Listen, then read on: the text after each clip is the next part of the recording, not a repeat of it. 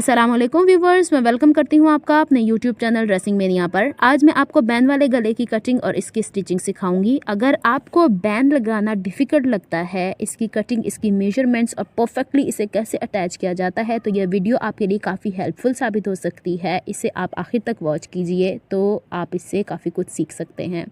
यहाँ पर मैंने शर्ट की कटिंग की है और शर्ट का फ्रंट पीस लिया है। यहाँ पे तीरा मैंने लिया है 7.5 इंच के करीब, यानी ये मीडियम साइज़ की शर्ट की कटिंग है। किस तरीके से इसे मेजर किया जाता है और किस तरीके से इसे कटिंग किया जाता है ये मैं ऑलरेडी सिखा चुकी हूँ। इसके लिंक मैं डिस्क्रिप्शन बॉक्स में दे दूँगी और आई बटन पर भी शो कर दूँगी ताकि आपके लिए डिफ़िकल्टी ना हो। गले की चौड़ाई मैंने यहाँ पर ली है 3 इंच और गहराई यहाँ पर ली है 3 इंच और इन दोनों को आपस में इस तरीके से बॉक्स बनाने के बाद गले को मैं वी शेप राउंड दूँगी। ज़्यादा डीप राउंड नहीं बनाना क्योंकि ये स्टैंड बैन है, ये दूसरे टाइप का राउंड बैन नहीं है। इसके बाद ये वाली गोलाई तो हो गई हमारे पास बैन की डेप्थ के लिए, लेकिन मुझे एक्चुअल गले की डेप्थ चाहिए 7.5 इंच के करीब। वहाँ पर मैं मार्क कर लूँगी गले की बाहर वाली साइड से। अब जो हमारे पास ये राउंड शेप आया है, इससे 1.25 इंच मैंने अंदर की तरफ लिया है ताकि मेरा बैन थोड़ा सा वी शेप की लुक में आए और उसे मैंने 7.5 इंच वाले पॉइंट से इस तरह तिरछा मिला दिया है। तो यहाँ पे मेरे पास ये आ गई एक्चुअल गले की शेप, जो कि हमारे पास स्टैंडर्ड हर शर्ट के लिए होती है। अब मुझे ये देखना है कि मैंने कितनी गहराई तक यहाँ पर पाइपिंग अटैच करने के लिए और लूप्स अटैच करने के लिए यहाँ पे कट लगाना है। तो 14.5 इंचेस पर मैंने वो मार्क लगा दिया है। अब इसकी हम कटिंग कर लेते हैं। जो ऊपर राउंड शेप यहाँ पे मैंने मार्क किया है, पहले इसे कट कर लूँगी, फिर जो नीचे वी शेप है इसको कट कर लूँगी और जो नीचे मेरे पास फोल्डेड कपड़ा है उसको एज इट इज़ फोल्ड किए हुए ही 14.5 इंचेस तक स्ट्रेट कट करके ले जाऊंगी। तो ये मेरे पास कंप्लीट हो जाती है गले की कटिंग। इसको जब मैं ओपन करती हूँ तो मेरे पास कुछ इस तरीके का लुक आता है। यहाँ पे ये देख लीजिए। अब इसको मैं दोबारा फोल्ड कर लूँगी ताकि इसके हिसाब से मैं बुकरम की कटिंग कर सकूँ। यहाँ पर मैंने बुकरम की पट्टी ली है जिसकी लेंथ है 13.5 इंचेस और जिसकी विड्थ है मेरे पास 5 इंचेस। इसको शाइन वाली साइड अंदर की तरफ रखकर सेंटर से मैंने लंबाई के रुख में फ़ोल्ड कर दिया है। अब इस बुकरम को इस रुख पर मैं इस शर्ट के नीचे प्लेस करूँगी कि इसका फोल्डेड साइड बाहर की तरफ हो और जो मैंने 14.5 इंचेस के करीब कट का मार्क लगाया था उससे बुकरम 1 इंच नीचे की तरफ जाए। जिस तरीके से हम नॉर्मल गले की कटिंग करते हैं वैसे ही। और कपड़े का एज और जो फोल्डेड यहाँ पे फ्यूजिंग है उसका एज आपस में मिला हुआ होना चाहिए, स्ट्रेट वाला। अब जब मैं इसको इस तरीके से प्लेस कर लेती हूँ तो ऊपर वी शेप जो मेरे पास है उसको एक्चुअली मुझे मार्क करना है। तो यहाँ पर मैं टेलरिंग चॉक की मदद से ये वी शेप को यहाँ पे रफली ड्रॉ कर लेती हूँ। इसको स्ट्रेट ऐसे ही ले जाऊँगी और यहाँ पर भी मैं मार्क कर लूँगी जहाँ पे 14.5 इंचेस तक मेरा कट आता है। अब मैं स्केल की हेल्प से जो वी शेप रफ था उसको स्ट्रेट कर लेती हूँ।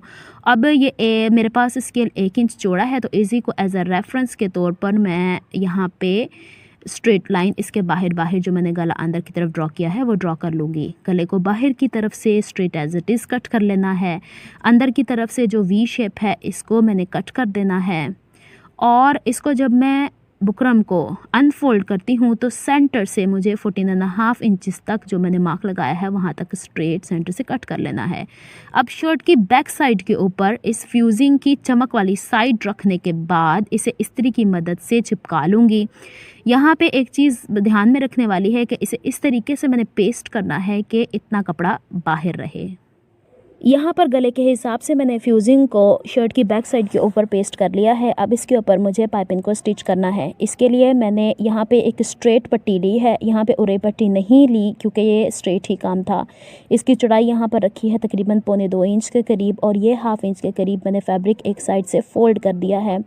अब जो रॉ एज है, जो अनफोल्डेड साइड है, उसकी सीधी साइड शर्ट की सीधी साइड से इस तरीके से मैच करनी है कि जो पाइपिंग वाला कपड़ा है वो शर्ट के कपड़े से थोड़ा सा बाहर की तरफ हो और बुकरम के ऊपर उस हिसाब से सिलाई लगानी है जिस हिसाब से चौड़ी पाइपिंग आपको चाहिए होगी।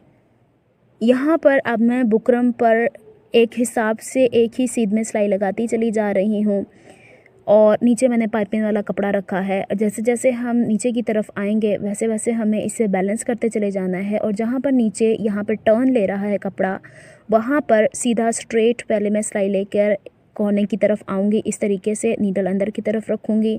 इसके बाद नीचे वाले पाइपिंग के कपड़े को भी स्ट्रेट कर दूँगी और शर्ट के कपड़े को भी स्ट्रेट कर दूँगी। ध्यान ये रखना है कि यहाँ पर शर्ट का कपड़ा फटे नहीं, ना किसी किस्म की कोई प्लीट, कोई झोल इसके अंदर आए। ध्यान से कपड़े को आगे पीछे करके प्लीट्स इसके निकालते चले जाना है और जैसे मैं ऊपर सिलाई करती हुई आई हूँ वैसे ही सिलाई करके इसे दूसरी तरफ ले जाते चले जाना है। यहाँ पे सिलाई एक ही गैप से लगे तो सही है, अगर आप बिगिनर हैं तो आप पेंसिल से या पेन से इसे मार्क कर सकते हैं। अब पाइपिंग की एक तरफ की सिलाई तो कंप्लीट हो चुकी है और यहाँ पे जो सेंटर में मैं टर्न करने के लिए कपड़ा था पाइपिंग का, इसके ऊपर मैंने छोटा सा कट लगा दिया है ताकि इसे फ़ोल्ड करना आसान हो। अब जितनी चौड़ी यहाँ पे पाइपिंग चाहिए उस हिसाब से मैं फ़ोल्ड करती जाऊँगी और जहाँ पे पाइपिंग का और कपड़े का गैप होता है, ग्रूव होता है या गढ़ा होता है, उसके अंदर ध्यान से सिलाई करते हुए चले जाना है। ध्यान ये रखना है कि जो सिलाई है वो पाइपिंग के ऊपर ना आए बल्कि उस गढ़े के अंदर आए जो कि पहली सिलाई के दौरान बना हुआ होता है और एक जितने गैप से यहाँ से हमारी पाइपिंग बनती चली जाए। अब जहाँ पे ये नीचे टर्न आएगा वहाँ पे कपड़े को अंदर की तरफ से छोटा सा कट लगा देना है और इसे इस तरीके से फोल्ड करना है और इक्वल गैप के साथ इसे स्ट्रेट कर देना है। यानी ये देखें किस तरीके से मैं फैब्रिक को स्ट्रेट कर रही हूँ, गोल घुमा के नहीं लेके जा रही हूँ। इस तरीके से इक्वल गैप से पाइपिंग अंदर की तरफ दबेगी। इस तरीके से मैं दूसरी साइड के ऊपर भी स्टिच करती हुई इसे कंप्लीट कर लूँगी। यहाँ पर कंप्लीट पाइपिंग स्टिच करने के बाद मैंने इसे बैक की तरफ पलट दिया है और देखें डाउन से इस तरीके से कट किया है। इस तरह की पाइपिंग अटैच करने के 2 गले ऑलरेडी मैं शेयर कर चुकी हूँ, उनके भी लिंक मैं डिस्क्रिप्शन बॉक्स में दे दूँगी और आई बटन पर भी शो कर दूँगी। यहाँ पर आप जो फ्रंट स्लिट है उसे मुझे दोबारा से बंद करना है तो उसके लिए 3 इंच चौड़ा और 10 इंच लंबा मैंने फैब्रिक लिया है। उसे सेंटर से फोल्ड करने के बाद एल शेप इसको स्टिच करने के बाद इसे मैं टर्न करके एक पाइप की सूरत बना लूँगी और इसे इस तरीके से नीचे प्लेस करना है। यहाँ पर ये पट्टी मैंने स्टिच करने के बाद सीधी कर ली है और इसे मैं वी शेप के नीचे की तरफ पूरी प्लैकेट को बंद करने के लिए इस्तेमाल करूँगी। यहाँ पे ये डोरी बनाई है, ये ऑलरेडी बनाना मैं सिखा चुकी हूँ, इसका लिंक मैं डिस्क्रिप्शन बॉक्स में दे दूँगी, आई बटन पर भी शो कर दूँगी। अब ये जो मैंने डोरी बनाई है इसके लूप्स मुझे अटैच करने हैं तो उसको किस तरीके से मैं मार्क आउट करूँगी। तो वी शेप जहाँ पर एंड हो रहा है और स्ट्रेट पट्टी शुरू हो रही है वहाँ से लेकर बॉटम तक पहले मैं सेंटर करूँगी और शर्ट की राइट साइड के ऊपर ही मैं मार्क लगा लूँगी। ये चौक इस्तेमाल कर रही हूँ, ये आराम से इरेज हो जाता है। अब जो ये मेरे पास पॉइंट्स आए हैं इनका दोबारा से मैं सेंटर लूँगी और इसे मैं इस तरीके से क्रीज बिठा लूँगी और इस पर मार्क कर लूँगी और हर 2 पॉइंट्स के बीच में मैं इस तरीके से मार्क करती जाऊँगी और निशानात लगाती जाऊँगी। यहाँ पे मेरे पास 1 इंच का गैप नहीं आ रहा था तो यही एक्यूरेट मेथड है कि जिसकी मदद से मैं इक्वली गैप यहाँ पर लगा सकूँ। आप भी इस मेथड को फॉलो कीजिए, आपके लिए भी आसानी होगी। जितने भी बटन्स आपने अटैच करने हैं उसी हिसाब से आप इसे दोबारा से मार्क्स लगाते चले जाएं। यहाँ पे मेरे पास टोटल 8 मुख्तलिफ पॉइंट्स आए हैं, इसके ऊपर मुझे लूप्स को अटैच करना है। अब इसे किस तरीके से मैं लूप्स को अटैच करूँगी कि यहाँ पे ये जो मैंने स्टिच की है ये पट्टी, इसका फोल्डेड एज अंदर की तरफ होगा इस तरीके से और पट्टी की दूसरी साइड जो यहाँ पर है मैं वहाँ से ऊपर से 2 इंच छोड़ने के बाद इसे स्टिच करती हुई आऊँगी इस तरफ और इसके नीचे नीचे लूप्स को इंसर्ट करती जाऊँगी, स्टिच करती जाऊँगी। क्योंकि अगर मैंने लूप्स पहले अटैच कर लिए और बाद में दूसरी तरफ सिलाई लगाई तो लूप्स को उठा के सिलाई लगाना मुश्किल हो जाता है। यहाँ पे 2.5 इंच के करीब मैंने यहाँ पे लूप्स को कट कर लिया है। अब हम इसे स्टिच करते हैं। अब इस पट्टी को बंद करने के लिए मुझे यहाँ पर ये फैब्रिक नीचे की तरफ रख कर स्टिच करना है। पहले मैं लेफ़्ट साइड को स्टिच करूँगी, ऊपर से 2-3 इंच मैंने छोड़ा है वहाँ पर मैं टिक टिक बटन अटैच कर दूँगी ताकि गले को पहनने में अगर डिफ़िकल्टी हो तो मैं इजीली उसको वेयर कर सकूँ। अब जहाँ पे पहले ही सिलाई लगी हुई थी उसी के ऊपर सिलाई करते आना है और नीचे जो कपड़ा मैं दबा रही हूँ इक्वल गैप के साथ इसे दबाते चले जाना है। जहाँ पर ये कॉर्नर आ रहा है नीडल अंदर की तरफ रख कर साथ वाला कपड़ा बिल्कुल इसके साथ एडजस्ट करना है ताकि पाइपिंग में किसी किस्म का कोई गैप ना आए। इस तरीके से इसे स्टिच करना है और इसको दूसरी साइड पर टर्न कर लेना है इस तरीके से। अब जहाँ पर ये मैंने पॉइंट्स लगाए थे वहाँ पर इक्वल गैप के साथ ये लूप्स को मैंने स्टिच करना है। यहाँ पे एक चीज़ और ऐड की जा सकती है कि लूप के जो सिरे बाहर की तरफ हैं वहाँ पर भी शर्ट पर एक स्ट्रेट लाइन लगा ली जाए ताकि ये लूप्स की जो चौड़ाई है वो इक्वल गैप के साथ हो। अब मैं हर गैप के ऊपर लूप को इस तरीके से ऐड करती चली जाऊंगी और इसको स्टिच करती चली जाऊंगी। यहाँ पे एक चीज़ और ध्यान रखनी है कि जो पट्टी मैंने नीचे दबाने के लिए रखी हुई है वो इक्वल गैप के साथ स्टिच हो। यहाँ पर इक्वल गैप के साथ ये लूप्स का अटैच होना ज़रूरी है। अब इसको मैं as it is straight stitch करती हुई ले जाऊंगी, क्योंकि यहाँ पर ये सारे का सारा प्लेकेट वाला हिस्सा बंद होना है और जहाँ पे ये प्लेकेट का ऊपर वाला हिस्सा जो पिंक कलर का कपड़ा नीचे की तरफ मैंने रखा हुआ है उसको मुझे वहीं तक ले जाकर उसको वाइंड अप नहीं कर देना, बल्कि उससे 1-2 इंच ऊपर की तरफ ले जाकर वाइंड अप करूँगी और जितने धागे होंगे उसको मैं बढ़ाकर कट करूँगी और बैक की तरफ ले जाकर उसको 2-3 दफ़ा नॉट लगाऊँगी ताकि ये सिक्योर हो जाएं। अदरवाइज़ गले के यहाँ के फटने के चांसेस ज़्यादा होते हैं। पूरी प्लेकेट तैयार करने के बाद मैंने यहाँ पे बटन भी अटैच कर लिए हैं। शुरू के 3 बटन के नीचे मैंने कपड़े के ऊपर टिक टिक बटन अटैच किया है ताकि गला पहनना यहाँ से आसान हो जाए और इसे ईज़िली मैं यहाँ से बंद कर सकती हूँ। इसमें किसी किस्म का खिंचाव नहीं आएगा। तो यहाँ पे ये लुक है फ्रंट ब्रैकेट की। इसके बाद मैंने फ्रंट और बैक के पैनल्स को ज्वाइन कर दिया है शोल्डर से। इसके बाद जो बैक का ये वाला हिस्सा है, जो आधा इंच सिलाई का मार्जिन मेरे पास शोल्डर में गया है, उसको मैं कट कर लेती हूँ। जस्ट स्ट्रेट कट करना है, इसमें किसी भी किस्म का कोई कर्व नहीं देना। मैंने वही 1/2 इंच कट किया है जो साइड के शोल्डर के ऊपर सिलाई का मार्जिन था। इसके बाद इसे मैं सेंटर से फ़ोल्ड कर लूँगी और इसे यहाँ से मैं सेंटर में मार्क कर लूँगी और एक छोटा सा कट लगा दूँगी। अब मुझे इंच टेप की हेल्प से मेजर करना है कि यहाँ पे मेरे बैन की चौड़ाई कितनी बनती है। पहले मैं शोल्डर से शोल्डर ऐसे मैश करूँगी और यहाँ देखूँगी तो फ्रंट पर भी दोनों पीसेस एक दूसरे के बराबर हैं। पहले मैं इस तरीके से मेजर कर लेती हूँ और देखती हूँ कि इसकी क्या मेजरमेंट आती है।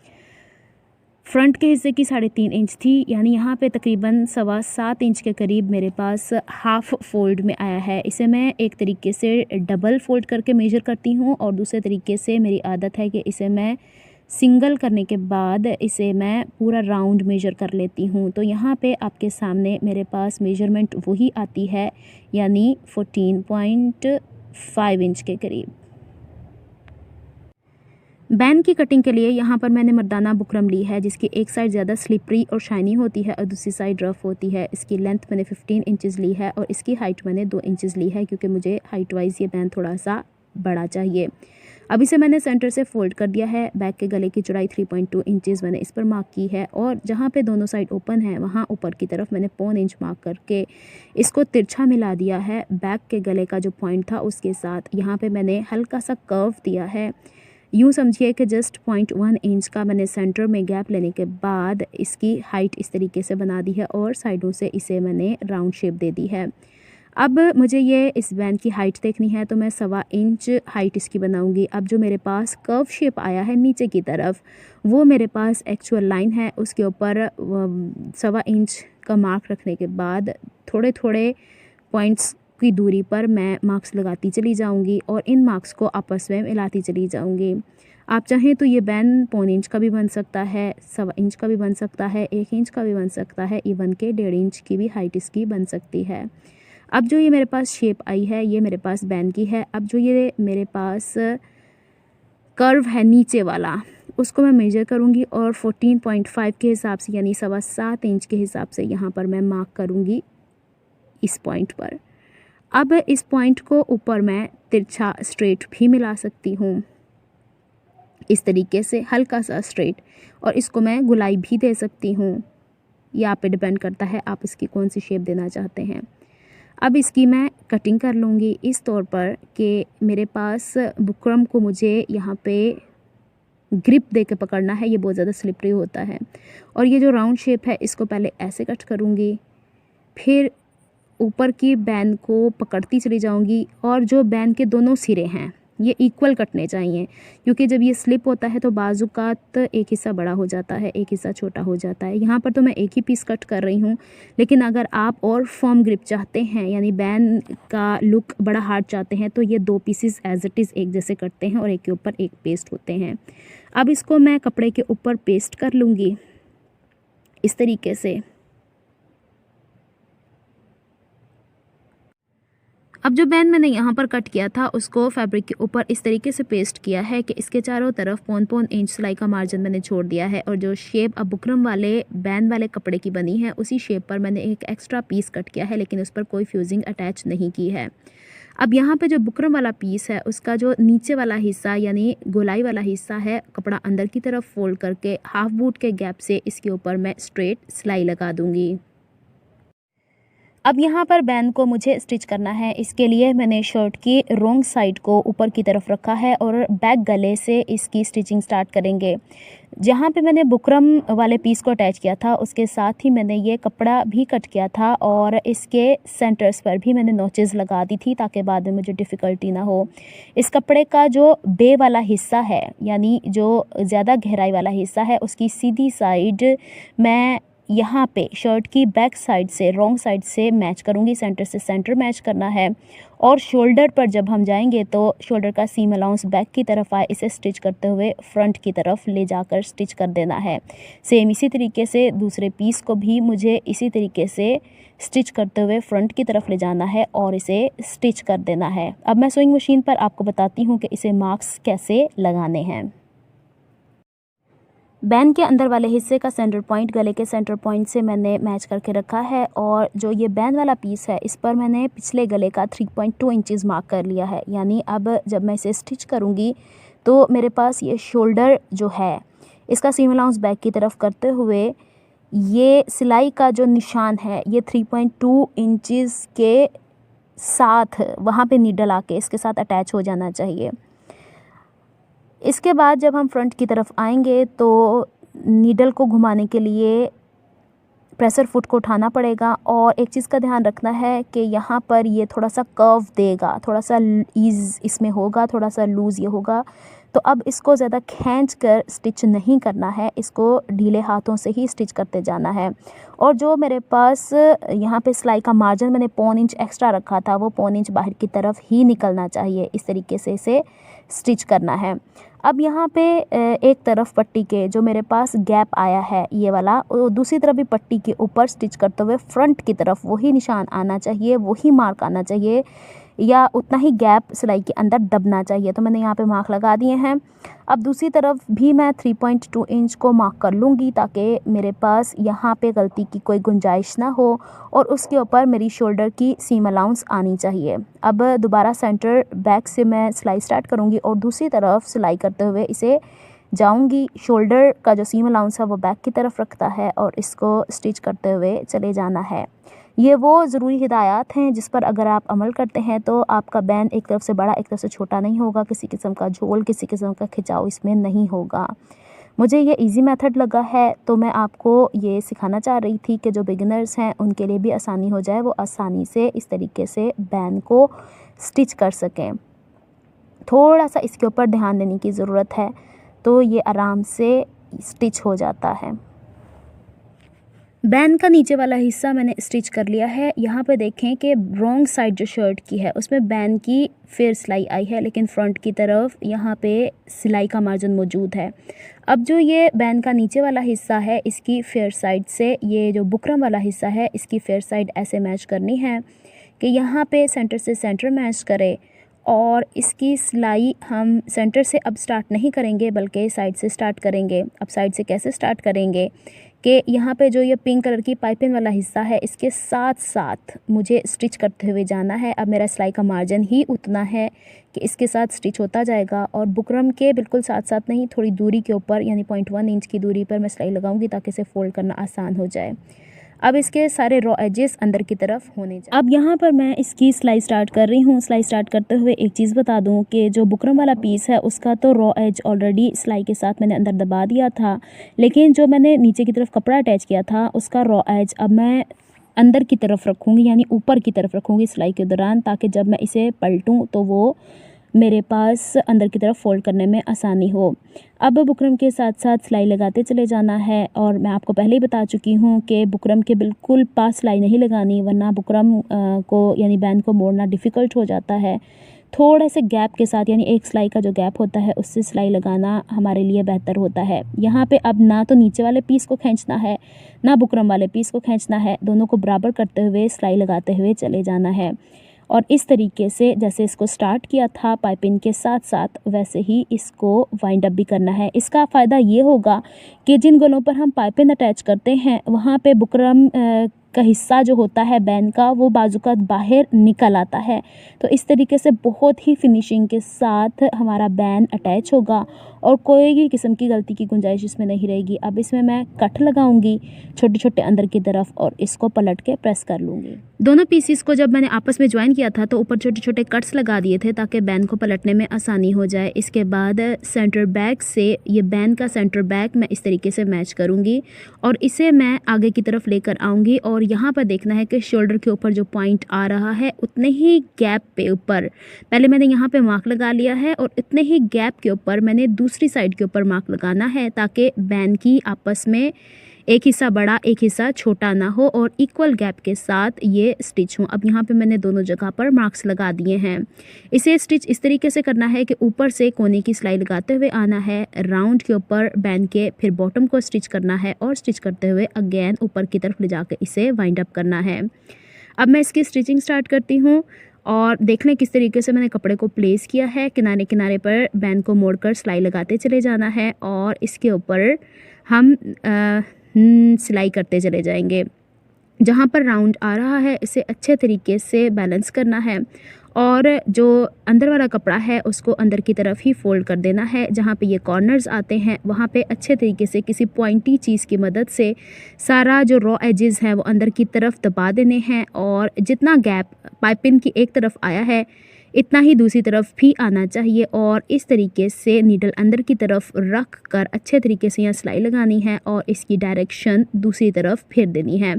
अब जो पहला फैब्रिक स्टिच करते हुए सिलाई का मार्जिन मेरे पास मौजूद है उसको हाइड करना है। तो बुकरम को यानी ये जो बैन का ऊपर वाला बुकरम वाला पीस है इसको इसके ऊपर प्लेस करते चले जाना है और सिलाई करते जाना है। यहाँ पे ऑलरेडी शोल्डर तक मैं मार्क लगा चुकी थी तो मेरे लिए अब ये डिफ़िकल्टी नहीं होगी। अब मैं ये दूसरी तरफ गले के आ गई हूँ, इसको भी मुझे इसी तरीके से स्टिच करते हुए जाना है और जितना भी रॉ एजेस हैं यहाँ पर पाइपिंग के और पहले स्टिच किए हुए कपड़े के उसे बहुत फाइनली अंदर की तरफ हाइड करना है और यहाँ पे गोल सिलाई करते हुए ऊपर की तरफ बढ़ते चले जाना है और ले जाकर सिलाई वहीं वाइंड अप कर देनी है जहाँ से स्टार्ट की थी, लेकिन सिलाई के ऊपर 1-2 इंच एक्स्ट्रा सिलाई करके वाइंड अप करना है ताकि यहाँ पे ये मज़बूती से स्टिच हो जाए। तो यहाँ कंप्लीट हो गई है यहाँ पे बैन की गले की कटिंग स्टिचिंग। इसे देखें कितना फाइनली ये स्टिच हुआ है, किसी किस्म का कोई झोल ना अंदर है ना बाहर की तरफ है। और यहाँ पे मैंने आपको एक न्यू मेथड सिखाया है।